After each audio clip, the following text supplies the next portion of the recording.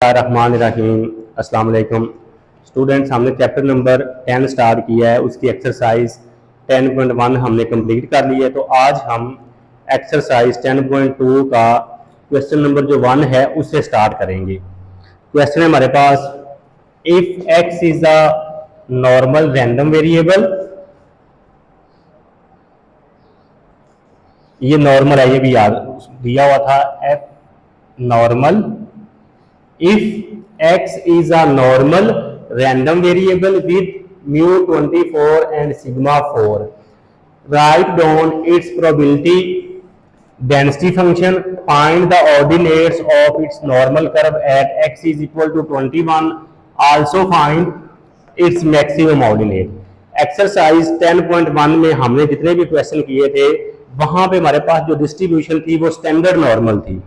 दो चीजें आपने याद रख ली हैं। स्टैंडर्ड नॉर्मल के लिए जो रैंडम वेरिएबल है वो हम z यूज करते हैं, और नॉर्मल डिस्ट्रीब्यूशन के लिए जो हम वेरिएबल है वो x यूज करते हैं। ये देखिए जरा, लिखा हुआ है x is a normal random variable.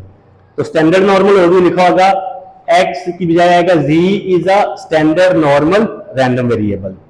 दूसरा, अगर डिस्ट्रीब्यूशन स्टैंडर्ड नॉर्मल है तो ये जो म्यू है इसकी वैल्यू 0 होगी और जो सिग्मा है उसकी वैल्यू 1 होगी। और अगर नॉर्मल है तो मीन की वैल्यू 0 नहीं होगी, कोई भी न्यूमेरिकल वैल्यू प्लस में भी आ सकती है, माइनस में भी आ सकती है। और इसी तरह सिग्मा की भी वैल्यू 1 नहीं होगी, इसके अलावा कोई भी वैल्यू हो सकती है। क्वेश्चन में भी बताया होगा, अगर नहीं भी बताया होगा तो हमने खुद जज करना है। अब वो तीन चीजें हमसे कह रहा है कि लिखें इसकी। सबसे पहले वो कह रहा है नॉर्मल का पीडीएफ लिखे, probability density function number 1, probability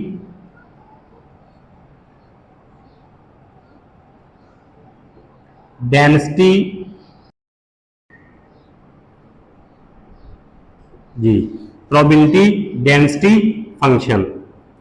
तो नॉर्मल का जो पीडीएफ होता है वो होता है 1 sigma 2 pi under root e की power -1/2 x minus mu over sigma का होल स्केयर। और हम कहते हैं जो इसमें रैंडम वेरिएबल x है इसकी रेंज प्लस इन्फिनिटी से माइनस इन्फिनिटी है। ये था इसका फर्स्ट पार्ट जिसमें हमने इसका जो है वो पीडीएफ लिखना था। उसके बाद है find the ordinates of its normal curve at x is equal to 21। वो कहता है जी x जब 21 हो, सिग्मा 4 हो और म्यू 24 हो तो इसका ऑर्डिनेट फाइंड करें। तो अब इसका सेकंड पार्ट है, हम लिखेंगे for x is equal to 21, mu is equal to 24 और सिग्मा इज इक्वल टू, तो इस फंक्शन में हम ये सारी वैल्यू पुट कर देंगे। f ऑफ 21 सिग्मा की जगह पे आएगा 4, ये 2 पाई जो है इक्वल होता है 22/7 के, और इसके ऊपर है अंडर रूट e की पावर -1/2 x हमारे पास 21, म्यू जो है वो 24 और सिग्मा जो है वो 4 और इसका है। अब हमने इसको करना है सिंप्लीफाई। सिंप्लीफाई कैसे करना है जी, हमने 2 को 22 से मल्टीप्लाई करना है और 7 से डिवाइड करना है और साथ ही उसका अंडर रूट भी ले लेना है। ये मैंने 4 एज इट इज लिया, मैंने किया 2 को मल्टीप्लाई किया 22 से, डिवाइड किया 7 से, और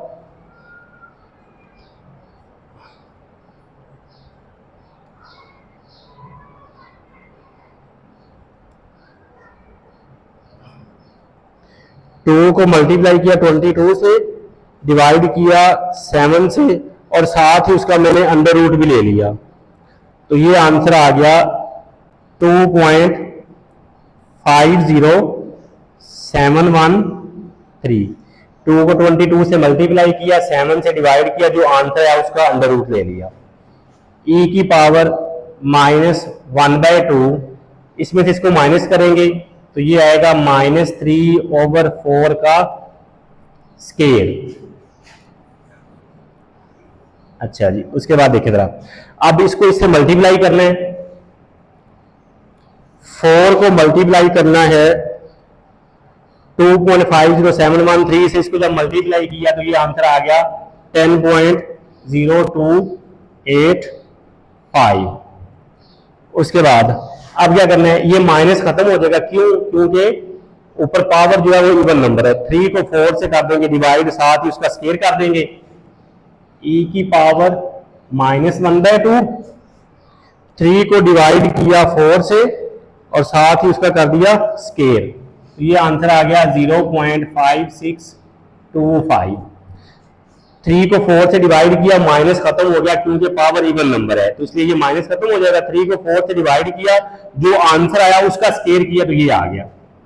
अब 1 को 10 से डिवाइड करना है, 1 डिवाइडेड बाय 10.0285, तो ये आंसर आ रहा है 0.09971। अब इसको 2 से डिवाइड करेंगे, 0.5625 को डिवाइड किया 2 से, तो ये आंसर आ गया e की पावर -0.28125।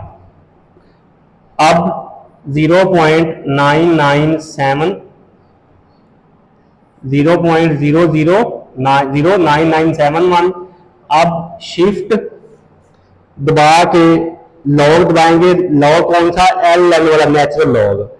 ई आ जाएगा, ई की पावर लिखेंगे -0.28125, तो ये आंसर आ रहा है 0.75483। अब इन दोनों को कर देंगे मल्टीप्लाई, 0.09971, तो ये हमारे पास आंसर जो आ रहा है वो आ रहा है 0.07526। ये हमने फाइंड किया ऑर्डिनेट जब x जो है वो 21 है। आगे वो कह रहा है तीसरा जो है also find its maximum ordinate. तो हमने ये प्रॉपर्टीज में पढ़ा हुआ है कि मैक्सिमम ऑर्डिनेट वहां पे होता है जहां पे x और मीन दोनों इक्वल हो जाए, तो हम कहते हैं फॉर मैक्सिमम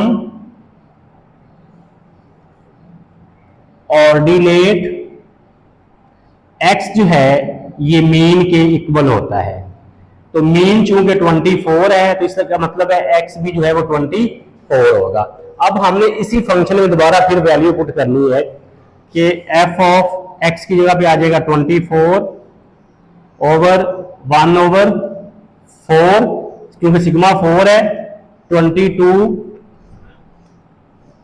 2 इंटू 22 ओवर 7 का अंडर रूट, e की पावर -1/2। x जो है वो भी 24 है, म्यू भी 24, और जो सिग्मा है वो 2 इसको जब हमने सोल्व किया तो वो पड़ा हुआ हमारे पास ये 2.50713, तो ये आ गया 24 - 24 0 0/4 0 0 का स्केयर 0। तो इसको जब हम मल्टीप्लाई करेंगे इसको इससे, तो ये हमारे पास आंसर आ रहा है 10.0285। e की पावर 0, तो किसी भी चीज की पावर 0 जो है 1 होता है, 1 को जब 10 से डिवाइड करेंगे तो ये आंसर आएगा 0.09971 इंटू 1। तो मैक्सिमम ऑर्डिनेट जो है वो 0.9971 होगा। क्यों? क्योंकि हमें पता है कि मैक्सिमम ऑर्डिनेट वहां पे होता है जहां पे x और मीन जो है वो दोनों इक्वल हो जाए। तो ये था हमारे पास क्वेश्चन नंबर 1 के ए का फर्स्ट पार्ट, जिसमें हमने उसका पीडीएफ लिखना था, ये हमने पीडीएफ लिख दिया सॉरी। उसके बाद हमने ऑर्डिनेट फाइंड करना, जब x जो है वो 21 हो, तो हमने इस फंक्शन में x 21 पुट किया, म्यू 24 और सिग्मा 4, तो इसको सोल्व किया, तो ये हमारे पास आंसर आ गया ये। उसके बाद वो करेगा आल्सो फाइंड मैक्सिमम ऑर्डिनेट। तो मैक्सिमम ऑर्डिनेट जो है वो वहां पे होता है जहां पे x और मीन दोनों इक्वल हो जाए। तो चूंकि मीन की वैल्यू 24 है तो x भी 24 होगा। तो इस फंक्शन में हम जो है x की जगह पे 24 पुट करेंगे, सिग्मा की जगह पे 4, x की जगह पे 24, म्यू 24, सिग्मा 4, तो ये वैल्यू हमने पुट करके ये मैक्सिमम ऑर्डिनेट भी फाइंड कर लिया। अब हम इसका नेक्स्ट क्वेश्चन देखते हैं। क्वेश्चन नंबर 1 का बी पार्ट है हमारे पास, ये स्टेटमेंट देखें जरा, suppose that during periods of transcendental meditation the reduction of a person's oxygen consumption is a random variable has normal distribution with mu 37.6 cc per minute and sigma 4.6 cc per minute. Find the probabilities that during a period of transcendental meditation a person's oxygen will be reduced by, पहली probability है at most 35.0 cc, दूसरी है at least 44.5 cc per minute और anywhere from 30 to 40 cc per minute. ये statement C जो चीजें given है पहले वो लिख लेते हैं। पहला है हमारे पास म्यू 37.6 है, तो पहली प्रोबेबिलिटी जो है वो है एट मोस्ट 35.0 cc पर मिनट।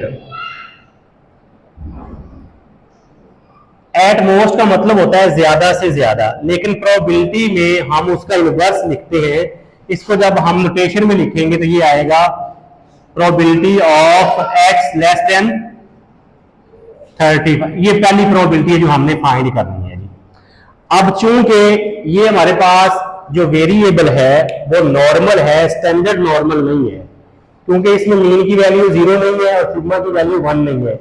एक तो इसकी ये शर्त है, दूसरा ये है कि उसने खुद बता दिया है कि हमारे पास जो वेरिएबल है वो नॉर्मल है। तो नॉर्मल को हम पहले स्टैंडर्ड नॉर्मल बनाएंगे, जिसकी प्रोबेबिलिटी फाइंड करनी है उसको हमने एज इट इज लिख लेना है, एक्स लेस देन 35। अच्छा जी, अब हमने जी बनाना है। जब हमने नॉर्मल को स्टैंडर्ड नॉर्मल बनाया था तो हमने कहा था जो जी है ये इक्वल है x minus mu over sigma के, तो ये पी एज इट इज आ जाएगा।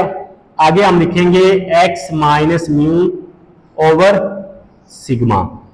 जो साइन यहां पे है वही हमने उठा के यहां पे लिख देना है। यहां पे लेस देन साइन है तो यहां पे भी लेस आएगा, यहां पे अगर ग्रेटर है तो यहां पे भी ग्रेटर आएगा। उसके बाद देखिए हमने लिखा है एक्स, एक्स वो होता है जिसकी प्रोबेबिलिटी फाइंड करनी है।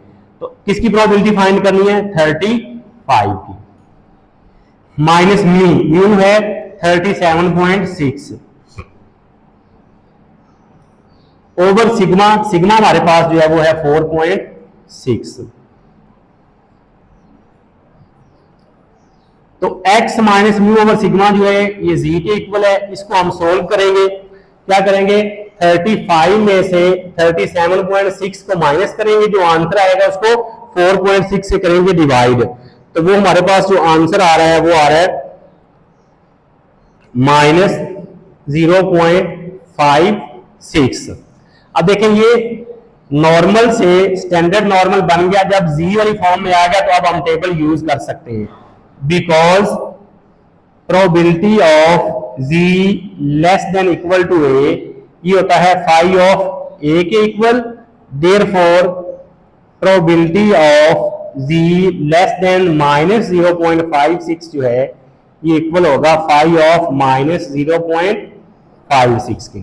अब हमने टेबल नंबर 9 में जाके माइनस 0.5 को 6 में देखना है। माइनस 0.5 जो है वो हम देखेंगे कॉलम वाइज और 6 को देखेंगे रो वाइज। तो माइनस 0.5 को टेबल में जाके जब 6 में देखा तो ये हमारे पास आंसर आ रहा है जी 0.28774। ये थी इसकी पहली प्रोबेबिलिटी। जब x जो है वो लेस देन 35 हो तो हमारे पास ये प्रोबेबिलिटी आएगी। अब इसी का सेकंड पार्ट है, वो है हमारे पास एट लीस्ट 44.5। सेकंड है एट लीस्ट 44.5 पर मिनट। जब हम इसको नोटेशन में लिखेंगे तो लिखेंगे probability of x greater than 44.5। ये प्रोबेबिलिटी हमने फाइंड करनी है जी। एटलीस्ट का मतलब होता है कम अज कम, तो कम अज कम के लिए प्रोबेबिलिटी में हम जो साइन यूज करते हैं ग्रेटर देन यूज करते हैं। तो जिसकी प्रोबेबिलिटी फाइंड करनी है उसको एज इट इज लिख लेना है, x greater than 44.5 is equal to p।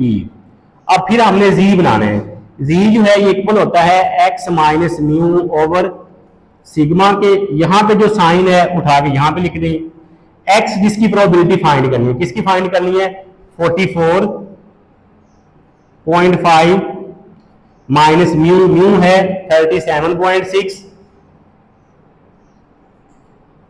Over sigma, sigma की वैल्यू है 4.6 p। x minus mu over sigma ये हमने कहा ये किसके इक्वल होता है z के, ग्रेटर देन इसको उसमें से माइनस करके कर देंगे डिवाइड, 44.5 में से माइनस करेंगे 37.6 को, और जो आंसर आएगा उसको हम डिवाइड करेंगे 4.6 से। तो ऊपर वाले को जब माइनस किया तो हमारे पास आंसर आ रहा है 6.9 डिवाइडेड बाय 4.6। तो अब इसको कर देते हैं डिवाइड, जब डिवाइड किया तो हमारे पास आंसर आ गया 1.5। अब देखिए ये जी वाली फॉर्म में आ गया, हमने फार्मूला पढ़ा हुआ है, because probability of ji greater than equal to a जो है ये इक्वल होता है 1 माइनस 5 ऑफ ए के, therefore probability of ji greater than 1.5 is equal to 1 minus 5 of 1.5। अब 1.5 को जीरो में हमने देखना है टेबल नंबर 9 में, जब 1.5 को जीरो में देखा टेबल नंबर 9 में तो हमारे पास जो आंसर आ रहा है टेबल में वो है 0.93319। अब इसको 1 में से कर देते हैं माइनस, जब माइनस किया तो ये आंसर आ गया 0.06681। ये हमने प्रोबेबिलिटी फाइंड कर दी जी x ग्रेटर देन 44.5 की। अब इसी का थर्ड पार्ट है वो हम देखते हैं, उसमें वो कह रहा है एनी वेयर फ्रॉम 30 टू 42। जो थर्ड प्रोबेबिलिटी है वो है हमारे पास एनी वेयर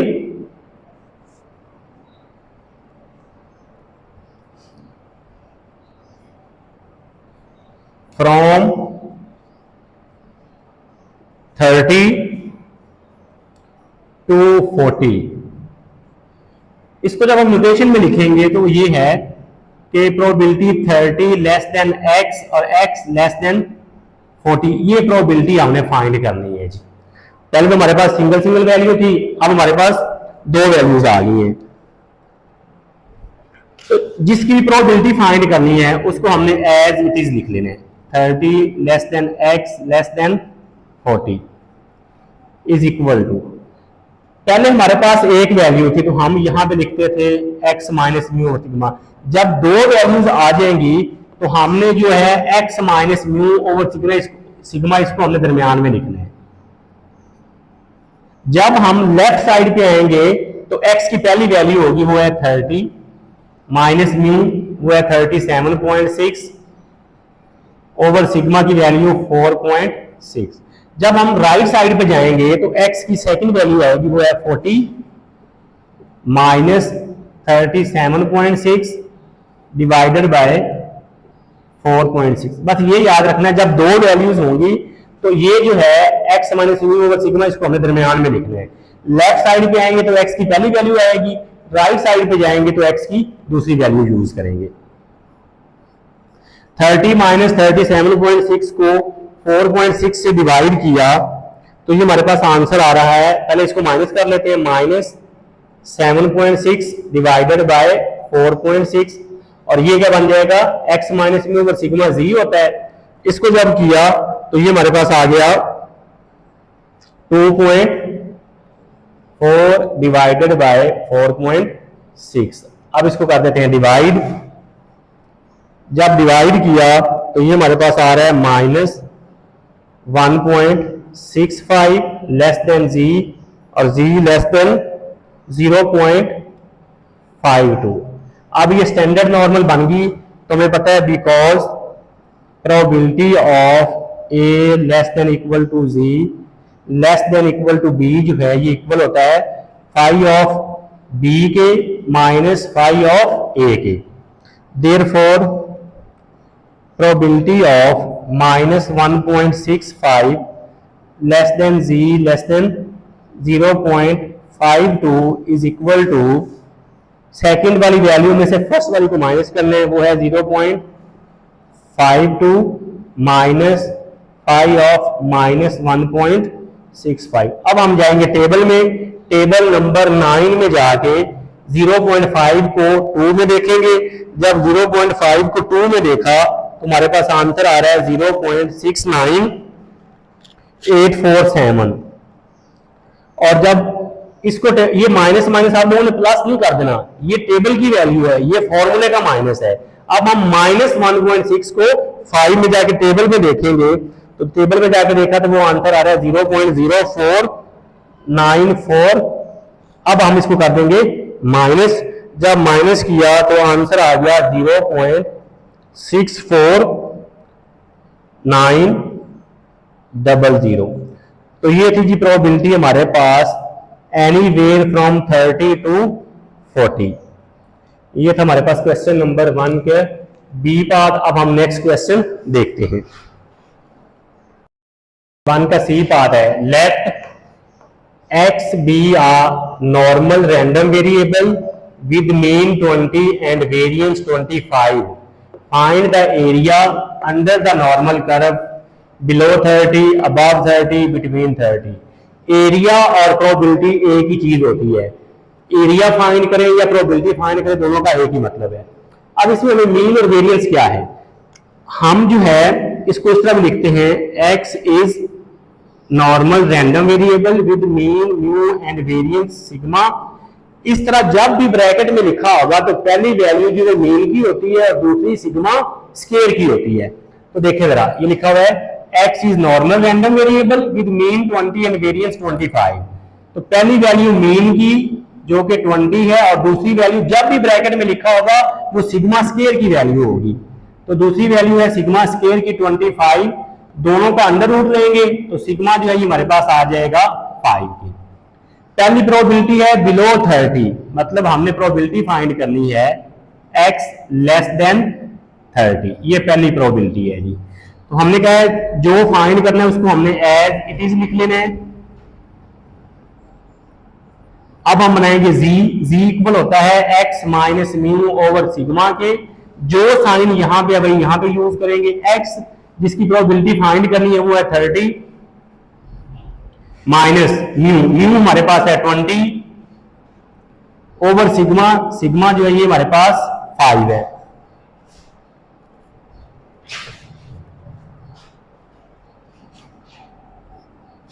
ये x माइनस म्यू ओवर, ये क्या बन गया z 30 माइनस 20, 10 को 5 से डिवाइड किया तो 2।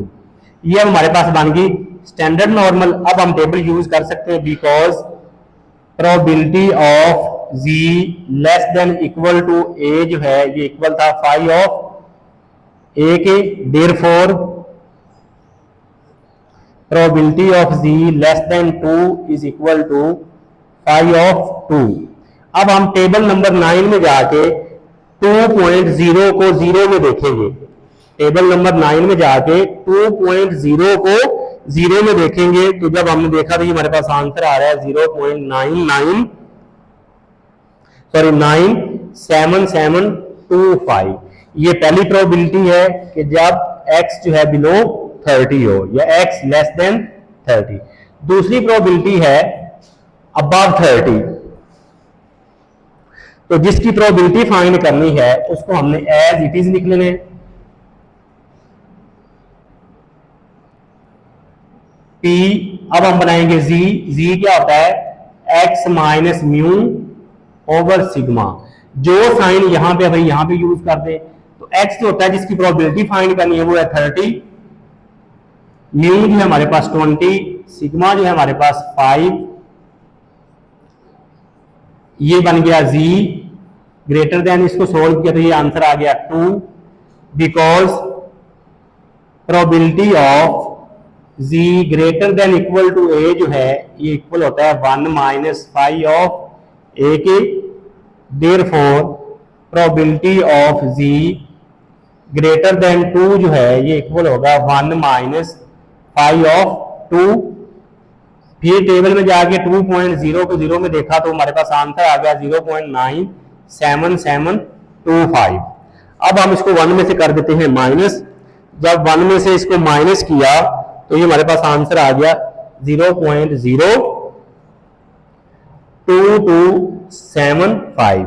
ये थी इसकी सेकंड प्रोबेबिलिटी कि जब x जो है ग्रेटर देन 30 या अबव 30 हो तो ये होगा। अब है इसका थर्ड पार्ट बिटवीन 30 एंड 40, वो हम देखते हैं 30 एंड 40 में क्या करना है जी। हमें जिसकी प्रोबेबिलिटी फाइंड करनी है उसको हमने एज इट इज लिख लेना है। तो वो प्रोबेबिलिटी है 30 less than x less then 42 p। अब जो है दो वैल्यूज हैं तो इसलिए हमने जो z है वो अब दरमियान में बनाना है।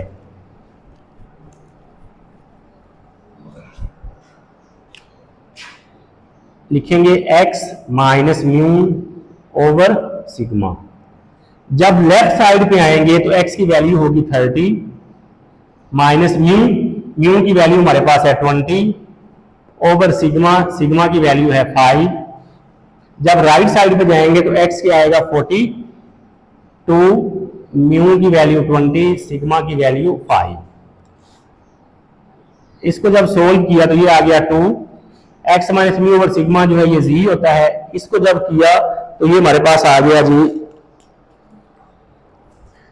4.4। अब ये स्टैंडर्ड नॉर्मल बन गई because probability of a less than equal to z less than equal to b ये इक्वल होता है 5 of b minus 5 of a के।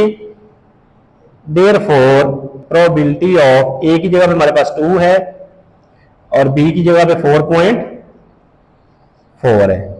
तो b की जगह पे 4.4, a की जगह पे 2। टेबल नंबर 9 में जाके 4.4 को 0 में देखा तो हमारे पास आंसर आ गया 0.9999। 2.0 को 0 में टेबल में जाके देखा तो ये आ गया 0.9772। अब इसको कर देते हैं माइनस। जब माइनस किया तो ये हमारे पास आंसर आ गया 0.02275। तो प्रोबेबिलिटी हमने किसकी फाइंड की, एनीवेयर फ्रॉम 30 टू 42 की। तो ये था जी हमारे पास क्वेश्चन नंबर 1 का A, B और C पार्ट जो हमने 1 बाय 1 सोल्व किया। अगर आप चैनल पे नए आए हैं तो चैनल को लाइक करना, सब्सक्राइब करना और शेयर करना मत भूलिएगा। एक नई वीडियो के साथ दोबारा फिर मिलते हैं। अपना ख्याल रखिएगा। अल्लाह हाफिज।